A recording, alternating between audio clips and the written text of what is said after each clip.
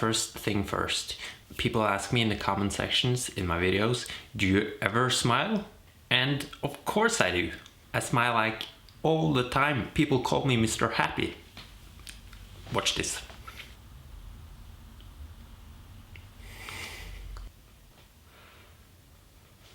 I smile all the time, man, I promise you. I will try to smile a bit more in my videos though, but it's just a new thing to me to talk to a camera and smile at the same time. This video is not about smiling. I just realized that I've been playing the guitar for almost 20 years now. I think it's 19 years, which is just crazy. I should be really good at playing guitar. For many of those years, I've been really interested in gear. Of course, guitars, amplifiers, they are really important, but kind of the heart and soul of guitar gear for me are overdrive pedals. I've been interested in overdrive pedals for a really long time. So I thought I wanted to make this video and talk about all the overdrive pedals that I've used for all the years I've played guitar, and tell you what overdrive pedals I really dig right now.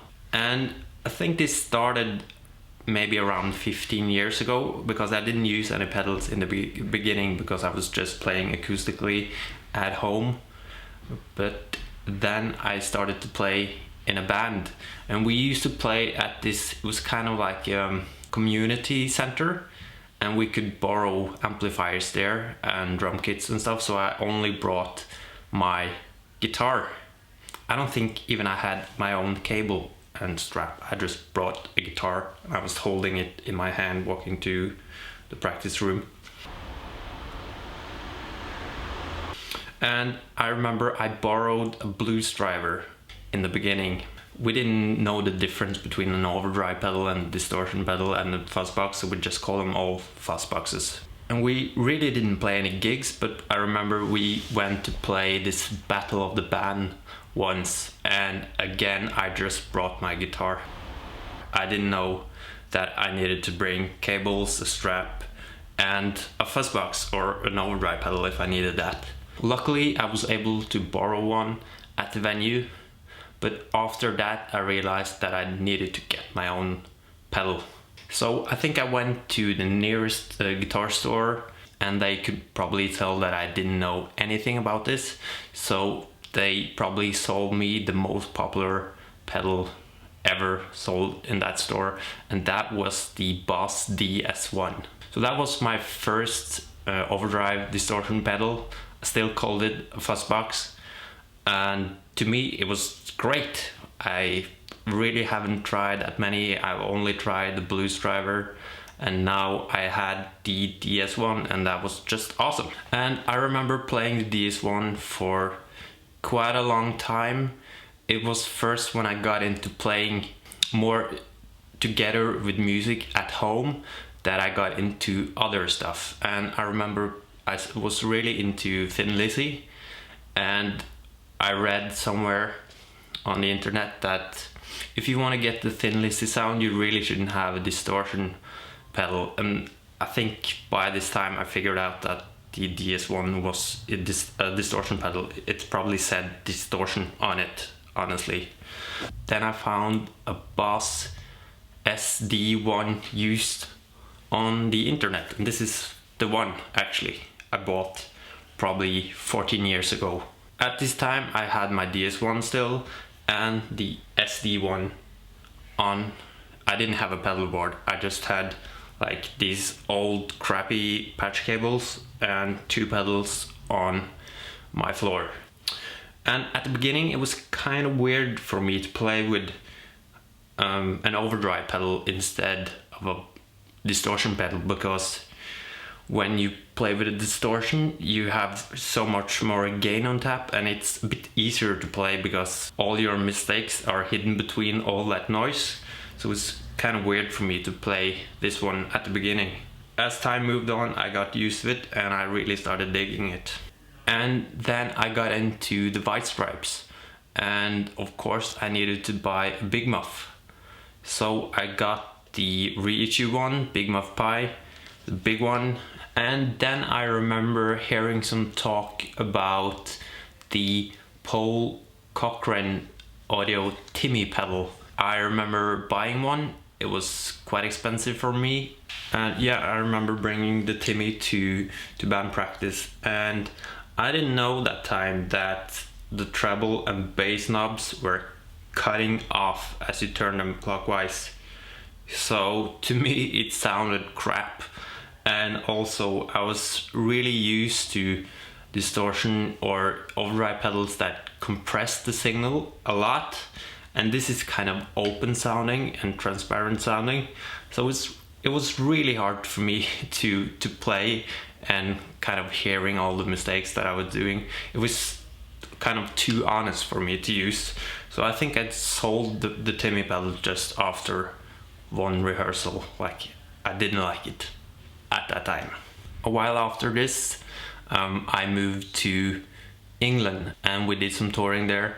Kind of by chance, I bought the Little Green Wonder from Mad Professor, and that was a great tube screamer type pedal, which I dug. I don't know why I sold it, because that's a really good pedal, but I think it was, at the time, maybe for me, it was kind of like the Timmy. It was too transparent and too honest for me. I kind of went back to the SD one, this one, because I really liked how it compressed the signal, and I was really used to this pedal at that time. When I moved back to Norway and I started to play with a different band again, that's when I was realizing that it was compressing too much, and it was like someone was putting something over the amplifier. You really couldn't hear what you were playing. So I needed to get something else. I was working at a guitar store here in Oslo, and we had full tone pedals in the store. So I borrowed a Full Drive 2. That was perfect for me because it was kind of like the SD one, but still was a bit more open and better. It was a better version of the SD one. So I played that one for a really long time, and I think that's a really good pedal still. This was around one of the first bigger waves of clones being built. So I've heard about the clone. I've seen them way back, or not way back, but 5-6 years before. I had some friends buying them when they were still in production, and I didn't try any of them then, but I've heard so much good stuff about them. So I got a clone. I think the first clone that I got was from Frederick Effects in London, and it was a smaller type clone, and I remember liking it, but there was something about maybe that certain clone that was doing something with my signal, with the amp that I had at that time. So I kind of liked it, but I didn't like it enough, so I got rid of that one pretty fast. And then comes the second round with the Timmy. I didn't like it the first time, but this time it was just awesome. I finally understood the knobs, and that you really need to kind of tweak a bit and find the right setting for you. So the Timmy was a really cool pedal to discover again. I've used this a lot and I still use it quite often. It's a really cool pedal if you're into transparency and open sounding pedals. And by the way, I also have one of these. I did not buy this way back when. I bought it 1.5 years ago, I think. It is crazy to buy a clone centaur, of course, but I was way into demoing clones, and I just really wanted to try the real deal and see how it compared to the different clones. So I got this one, and as I said, it is crazy to buy one, but still, you know that you can sell it and get your money back and even some more money. I really like the clones. I don't use them too much. I would never take this on my board live, but I still have some clones that I use from time to time. It's very shiny. That's why they are so expensive. So what do I use now? Well, I use different stuff and I change it up a bit from gig to gig. But I have a couple of favorites that I use very often. And the first one is this one from TMG. It's this Selma, and I'm not sure if they call it a boost or an overdrive, but I use it with a very mild setting, not a lot of gain, maybe around here, and I use it as an always on pedal most of the time, at least. And it just fattens up your signal, and it's really great. I kind of like that it doesn't have a tone knob. It's just, for me, on or off. That's it. Really good one. And I don't usually play with higher gain stuff live, but if I needed to, it would be the Angry Charlie from JHS. This is the new version, which is great. The old version is also good. The Andy Timmons, which is a different version of this, is just super for higher gain stuff. And of course you don't have to crank the gain up all the way. They are still really good at lower settings too, so this is just an awesome pedal. For fuzz, I use this one at the moment. It's the Violet Ram's Head from Vic Audio. And the thing that I really love about this is that you have this switch where you can boost the mids, because that's a problem for me when it comes to big muff circuits. To get a big muff to sound good, you need to play really loud or together with an overdrive pedal. If you use this pedal, you can just flick the mid switch and it will sound huge and just amazing. This is a really cool pedal right here.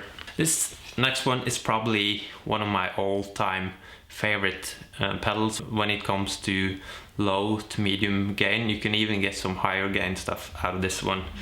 And it's kind of based on a clone, I think, but you can do some more tweaking and it sounds just super great, and that's the Bondi Effects Sick Ass Overdrive. And of course it helps that it looks just awesome. Really recommend this one, and of course also the Selma, the Violet Ram's Head and the Angry Charlie are all just great overdrive pedals. So thanks for watching, guys. Hope you enjoyed this video about overdrive pedals. If you like what you see, give me a thumbs up and leave a comment. Subscribe if you haven't. There's lots of demos coming on this channel, vlogs, reviews, everything. See you in the next one. Goodbye.